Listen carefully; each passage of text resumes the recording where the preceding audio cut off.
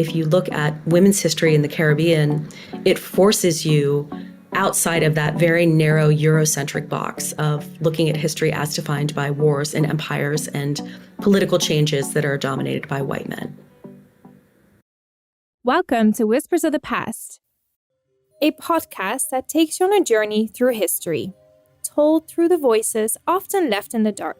Here we stand at the crossroad of historical storytelling and women's history, shedding a light on St. Eustatius from a perspective rarely explored. Our goal is to approach history through a different kind of lens. We'll use the concept of a canon. A canon is a structured chronological walk through history that lets us trace each step in order it happened, revealing how one event flows into the next. With this approach, we begin by laying the groundwork of introducing Statia's location, its early history, and its linguistic roots. From here, we start with indigenous history and move forward each episode into Statia's rich history to the present day. Due to the gaps in historical records, we also embrace a concept called braiding knowledge, combining insight from regional sources and lived experiences.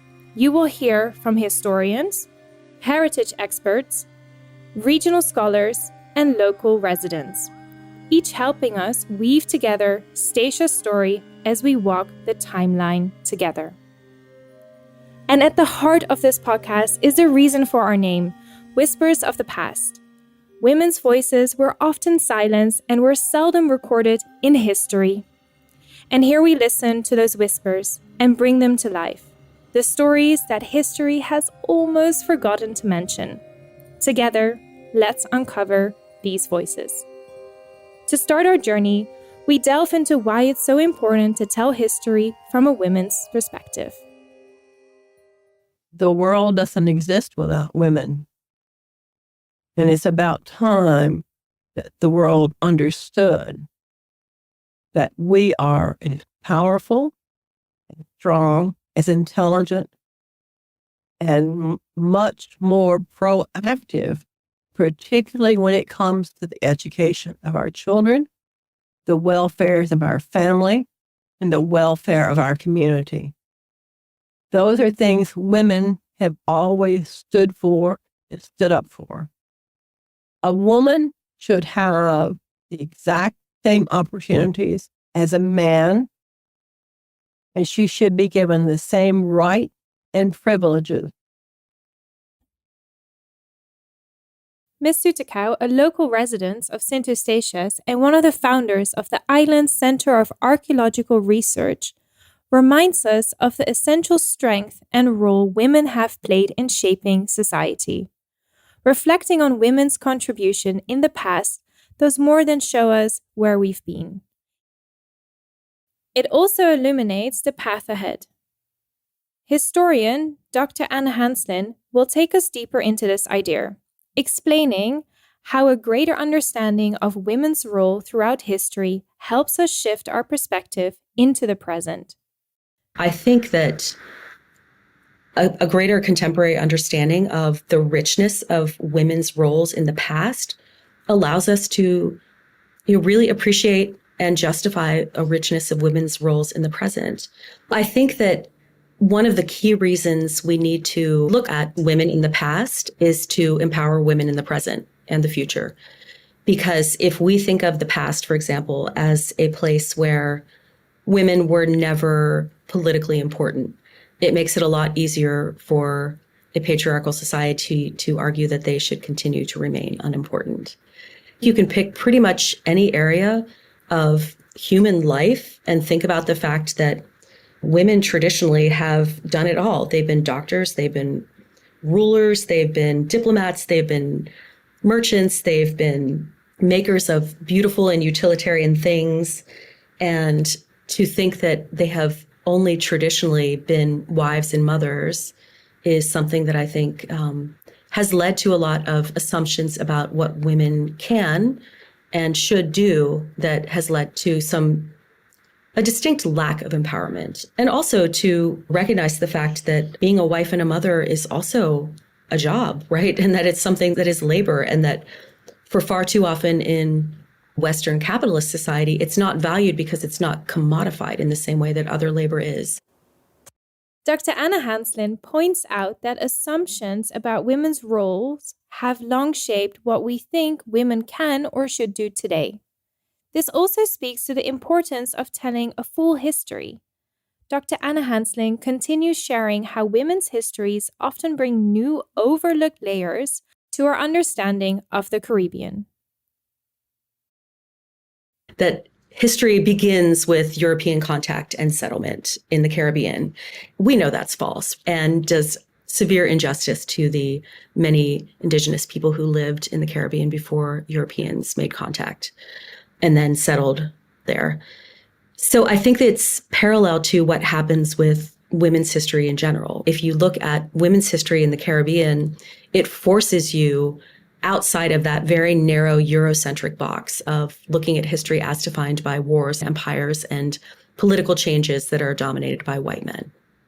Focusing on that type of history, which glorifies the European exploration and what we for a long time erroneously called discovery of the Caribbean, drives that narrative that history is only important if it deals with things like conquest, economic systems, and political settlement patterns and wars between nations and empires.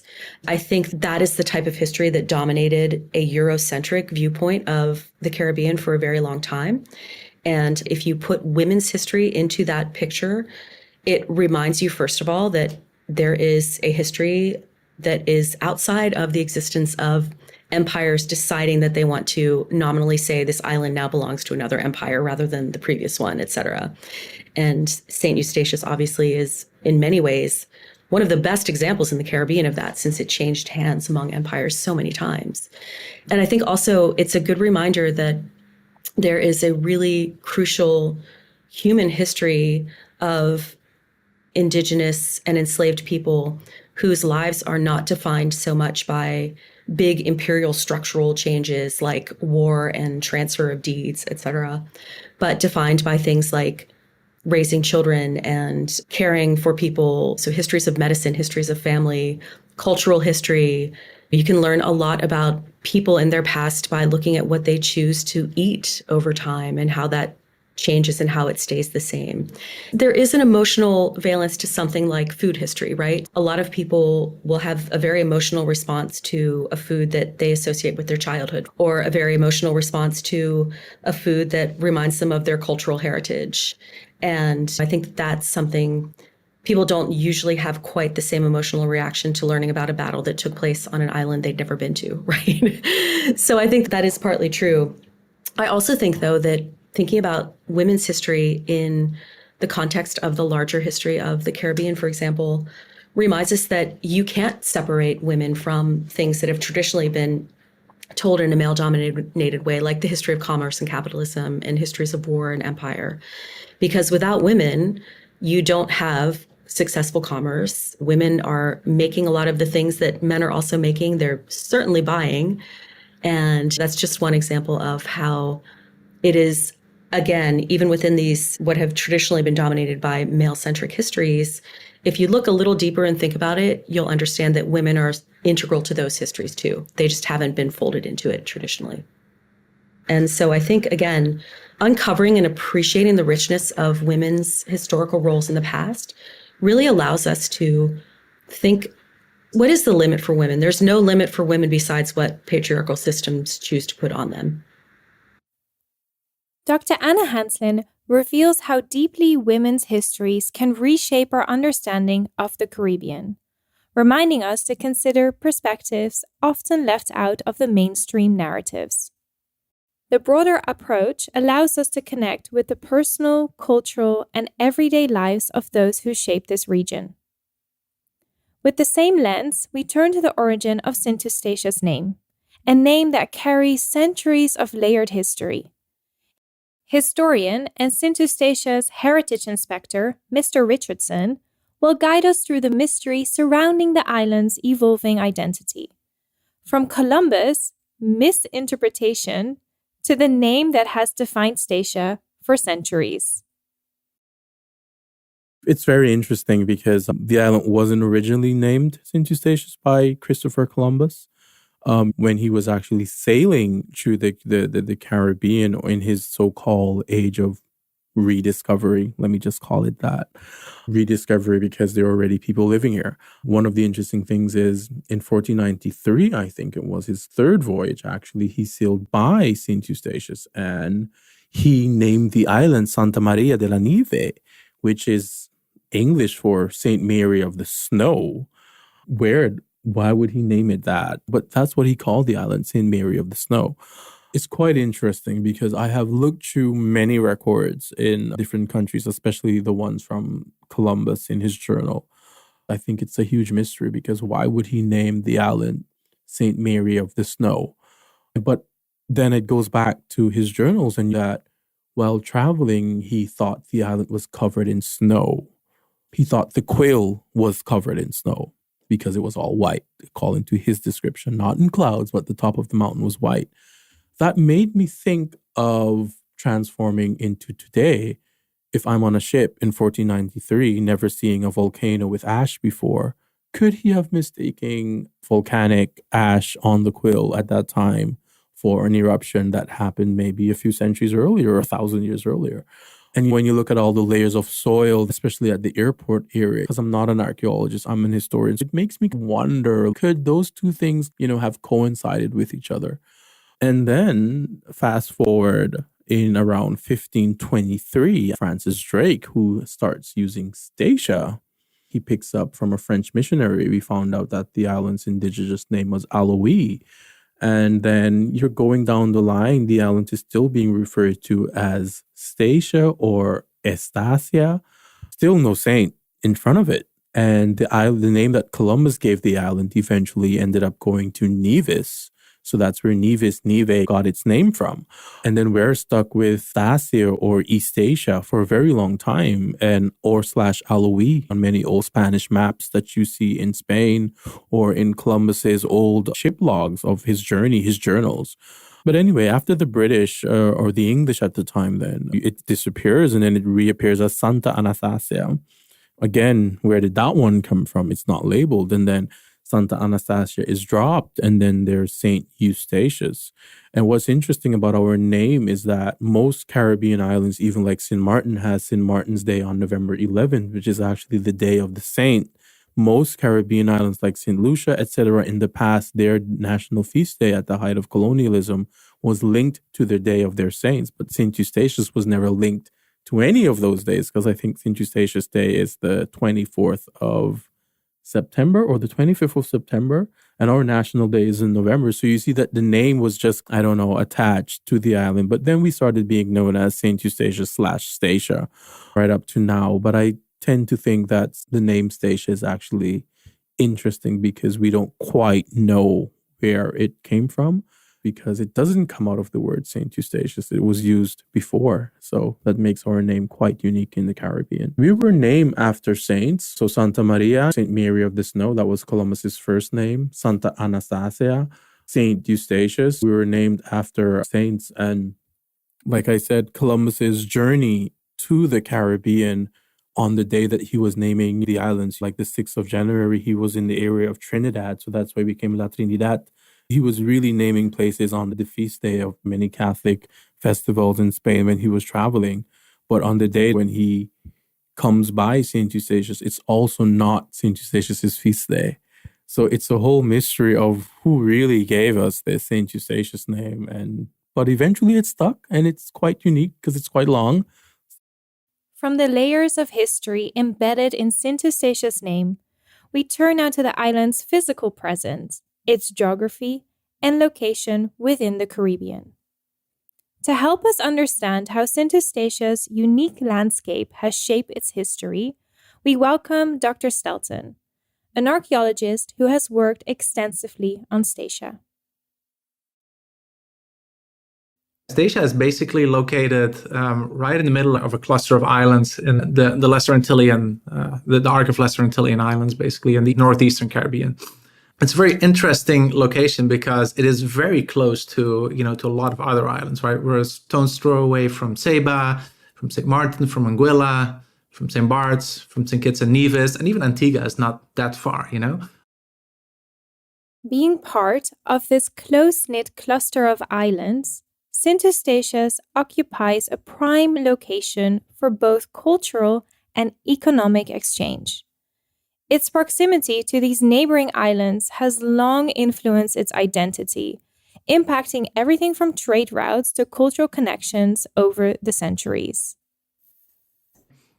In the 18th century, it became such an important trading hub. In the 1970s and 1980s, a large oil transshipment facility was set up there. And both of those reasons are very similar because St. Eustatius is located at what is called a point of minimal deviation. And that means that it is very close to the location where a lot of shipping routes intersect. And what that means is that if you are doing business on St. Eustatius, you're very easily accessible from established shipping routes. This strategic location was key not only during the 18th century, when Statia became a bustling trading hub, but also in the 20th century, because of its deep water ports, making it an ideal location for an oil transshipment facility. One of Statia's unique features is its diverse landscape. Statia has 3 distinct regions. We have the towering Quill, the volcano, which dominates the southern skyline, the rugged northern hills, and then the relatively flat plains that lies in between. This very terrain has a profound influence how the island's history and settlement have evolved over time, shaping both its natural beauty and its story. But how did the unique landscape come to be? And what role did the volcanic activity play in forming the island's distinct regions? Quite a bit of geological and volcanological research has been done on Statia, especially by Rubel and Smith back in the early 2000s. They figured out that Statia originally consisted of the northern hills.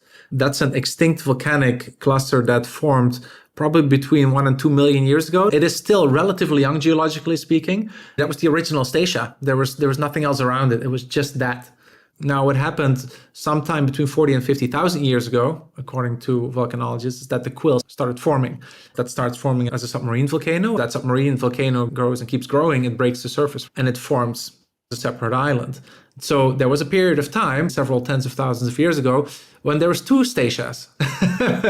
There was one in the north and one in the south that was to become the Quill. And then eventually the Quill, after several periods of volcanic activity, it grew into what it is now. And at some point it connected the northern and the southern and became one. For such a small island, it has a few very distinct regions. You go up into the Quill and you hike inside the crater, and it's a completely different world. I really like that you have these places, even though it's such a small island and you're always around people, there's ways to escape it. The unique formation of St. Eustatius tells us a story both above and below the surface. Initially, Statia was a single landmass. But tens of thousands of years ago, a new volcanic event began shaping the southern part of the island. The Quill. Our volcano emerged from the sea as a separate island, eventually connecting the northern hills to create Statia as we know it today. Together, these distinct regions offer incredible diversity.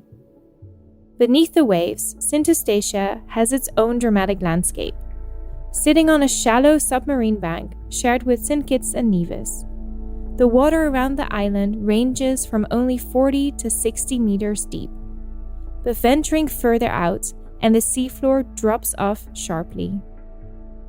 The underwater topography mirrors the island's striking surface feature, especially around the Quill, where the terrain rises up from the depths, creating a dramatic spectacle both above and below.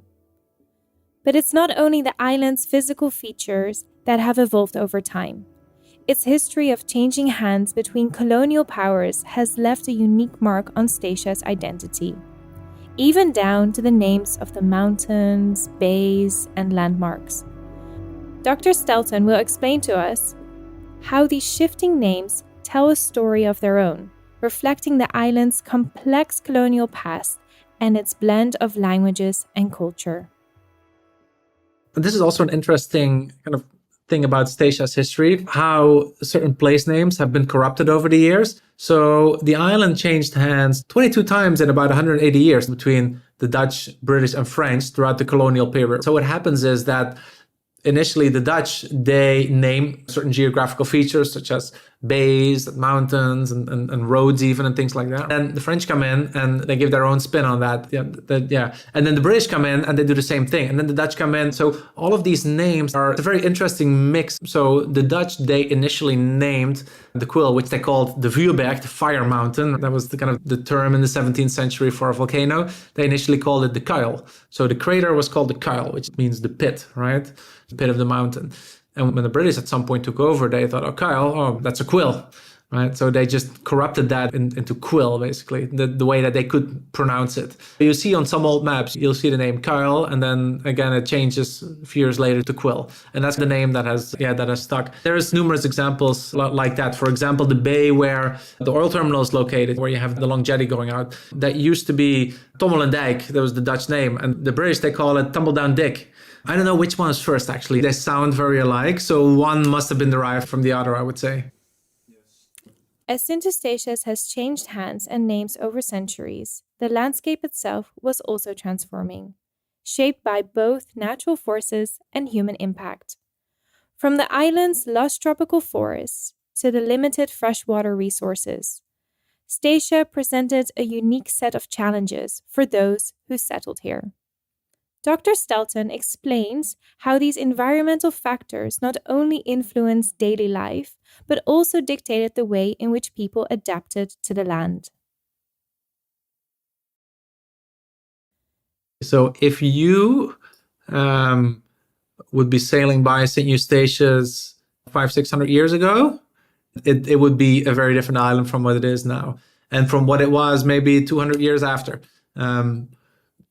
Because the island initially was probably covered in a very thick tropical forest, and that has been almost completely cut away, mainly in the early period of colonization, just to make room for sugarcane and other cash crops. Humans have had a significant impact on the vegetation. There is still a little bit of native vegetation that is preserved, especially on the crater rim. But I guess the terrain impacted the humans a lot more. The water situation on Statia is very interesting. There's a lot of islands around there that have fresh water sources, such as St. Kitts. Now in Statia, that is not the case. Yes, there are many wells around the island, especially along the coast, which produce brackish water. The main way that people got water is collecting rainwater in a cistern. And so that has had a significant impact on the island as well. For example, think about ships. Back in the day, were coming to Statia to trade. In those historic ship logs, that a lot of these ships, they would be getting their water from neighboring St. Kitts, actually, because there was such an abundance of water there. While on Statia, even though there were plenty of large cisterns, especially in Lower Town as well, that were being constructed, I think 14 or 15 known now historic cisterns that were in Lower Town. So obviously they would be supplying not just the island, but most likely also some of the ships in port to some extent. But the fact that these ships go to a neighboring island to get water shows that there's probably not enough. It was never an easy island to settle, I think, even though people made it work. The environmental challenges of St. Eustatius ranged from deforestation to limited water supplies. This really shaped how people adapted to life on the island. Yet, the social landscape was also evolving, especially as colonial powers competed for the control of this small, but yet strategic island.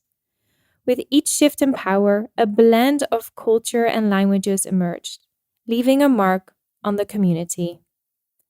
Dr. Stelton explores how these colonial transitions shaped the linguistic and cultural identity of Statia, a legacy that endures to this day. With the island being conquered several times by the British and then the French and then the Dutch again, the British, etc., etc., you would expect that there would be like at least a bit of a mix or different languages on the island historically as well. But what's interesting is that even though for most of its colonial period history, Statia has been Dutch, especially the last 208 years, it's been Dutch continuously. And Dutch is the official language and the language in government, right? But on the street, like there's not a whole lot of people who speak Dutch, right? And even the ones who do know how to speak Dutch, they usually speak English anyway, because that's the general language on the island, right? And I think that partly has to do with the fact that, of course, the island changed hands so many times over the years. Back in the day, a lot of people were trading with the British colonies, such as St. Kitts and Antigua. But also nowadays, a lot of station people, they have their family on those islands, especially in places like St. Kitts, for example. And so obviously as a former British colony and part of the English Caribbean, they speak English. So I think all those reasons combined make it so that officially the language on Statia is Dutch, but in reality, everybody just speaks English. As Dr. Stelton has explained, Sint Eustatius was a cultural crossroad, its identity shaped by the repeated shift in colonial rule. But unlike many European powers of the time, the Dutch colonial approach was notably different. See, for the Dutch, colonies were often established not to spread Dutch culture or religion, but to create trading hubs. This emphasis on commerce rather than cultural assimilation meant that the Dutch allowed diversity of influence to thrive. Focusing more on economic opportunity than enforcing a singular national identity, this approach left a lasting legacy on Sint Eustatius, creating a cultural fabric that blended regional and European influence in both visible and subtle ways. In the public sphere, we see the Dutch influence in the official language and governmental structures, yet everyday life on Sint Eustatius reflects a multilingual and multicultural blend, shaped by the practical need to trade and communicate across colonial lines. Even religion was often secondary to trade interest, allowing the Dutch to form unique alliances and networks within the Caribbean. Dr. Morsink, an archaeologist with over 2 decades of experience in the Caribbean, including Sint Eustatius, explains how the Dutch prioritized trade over cultural dominance. And this influenced not just the language, but the very foundation of the society on the island, impacting its economic systems, cultural practices, and even its social structures in ways that are still very evident today. Yeah, I think that the colonial effort by the Netherlands is very different from other countries like Spain, France, or England. The Dutch emphasis was always on trade. The Dutch were targeting these relatively small islands. Other countries were really establishing new portions of their country elsewhere. So they wanted to engage with these larger islands. They wanted to incorporate that into their territory. The background of the colonial effort, I think, for the Dutch was very different from these other European powers. For example, you can see in Suriname, but also in Statia, that you have one of the earliest synagogues there, because these other countries were really Catholic, or the Church of England, and they were really establishing the countries as well as the religion. And if you look at the history of, for instance, of Statia, it gets changed so many times. And it's because the Dutch want to set up this trade network on this tax-free harbor, but the French and the English are fighting their own fights right in the middle of that. But the Dutch are just like, let's keep trading. It didn't matter that much what kind of religion or background you were, as long as you were trading and making money, the Dutch were happy. For instance, the French are very proud of their own culture and their language. And if you're establishing these other islands as part of your country, then you do a lot of effort about cultural education, cultural recordation. And I think you can still see that the French islands are very French at the same time as they are Caribbean, but they're very French. And everything is French, and there's a lot of emphasis on culture. There's a lot of emphasis on education, which also means that a lot of things are just written down and more recorded.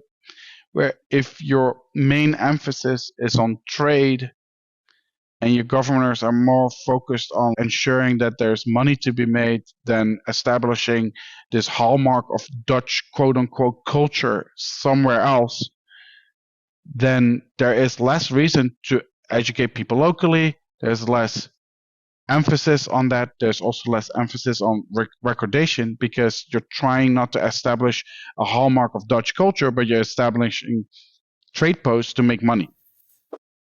The Dutch approach to colonialism left a distinct mark on Statia, creating an island of unique cultural dynamics. Unlike other European powers, the Dutch prioritized trade, allowing a blend of influence to flourish.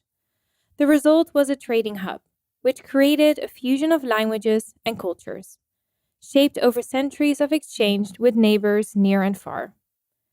But what of the island's culture itself? The island's heritage inspector, Mr. Richardson, reflects on Statia's culture, the everyday customs, language, and memories that have lived on through its people. The culture on Sint Eustatius I would describe as almost being phoenix-like. I think it's a culture that continuously evolves, continuously changes, but I think there's still a lot of things rooted in the colonial past. But there's also a lot of things that people are not yet aware of, that a lot of the things people do, the way people speak, the way people pronounce things, is a lot of things came out of Africa. You know, it's like the enslaved ancestors may not have been able to travel with their belongings, but they did travel with memory, and memory is very strong. That's how we as people, we learn things through memory. And of course, out of the memory of the enslaved ancestors, many of those things became Statia's culture. So I think Statia's culture is a kind of unawareingly doing stuff that we can't explain, or we do not know where it comes from because it wasn't properly studied. As we bring our episode to a close, we stand on the threshold of Statia's rich, layered history. A history that pulses with resilience, transformation, and the power of memory. From colonial shifts to deep cultural exchanges, the island's story is one of constant reinvention that reflects both its struggles and triumphs. These stories are more than just marks left by empires. They are also the subtle, profound contribution of women who have built, preserved, and nourished life here. Their voices, their whispers, that history has almost forgotten, they call to us, urging us to see the island not just as a relic of past empires, but as a living canvas where women, families, and traditions have left its mark. Thank you for beginning this journey with us. In our walk forward, we look back to the indigenous communities of Statia, and we meet the women whose wisdom, strength, and leadership were woven deeply into their communities. These were the first voices of the land, who set the stage for all that was to come.